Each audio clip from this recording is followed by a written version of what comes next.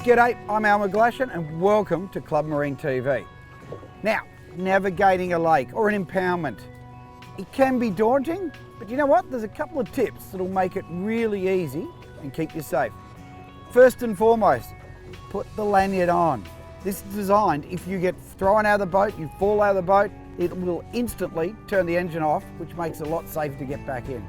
So one of the biggest hazards is water levels. Now, they get used for irrigation, you get floods, and it's not just our lakes impoundments, our rivers as well, they all change regularly.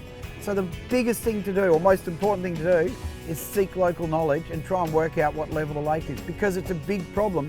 If you go out, work out where all the snags are, then you go back, water's dropped by 20 foot, those snags and hazards all high and dry, and there's a whole bunch of new ones. So it's like going to a completely new lake. So get some local knowledge.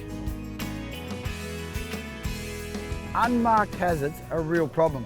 You can see like tree stumps are massive. That combined with water levels changing is a real issue. You've got timber, you've got rock outcrops, even old docks. Go to the local tackle shop and ask them. Don't be afraid to ask, because you know what? Information is gold. There's also the issue of floating debris or floating hazards. You know, logs and stuff coming down, especially if there's been a storm. And you've got to remember the iceberg effect. You might see a little log up in front, a little bit sticking out. You come up beside it and it's huge underneath. So always give them a wide berth and slow down. It's not that hard. Another point, blind bends. They're a great spot for fishing, but for boaters, they can be a real hazard because you can't see very well. You can't see what's around the corner. Could be another boat coming, could be someone fishing there. So the key is to slow down and take it at a safe speed. It's that simple. Big boats will put out big wakes, and for small boats, this can potentially swamp you, especially in a lake situation where you don't think about it. So the key is treat it like the ocean. So as an ocean swell. So come in, take it at an angle, trim it up a bit, and do it slowly, but always keep a visual. When you think lakes and rivers, you think calm water, but at times it can get really dangerous. Now, big shallow sections, the wind can churn it up into a real hazard, to a real boating hazard.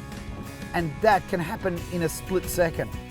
Water skiers and wakeboarders mean there will often be people in the water, and they may be hard to see. Look out for this and observe the people in the towboat. If there is someone in the water and they are retrieving them, the signal is to hold one hand in the air.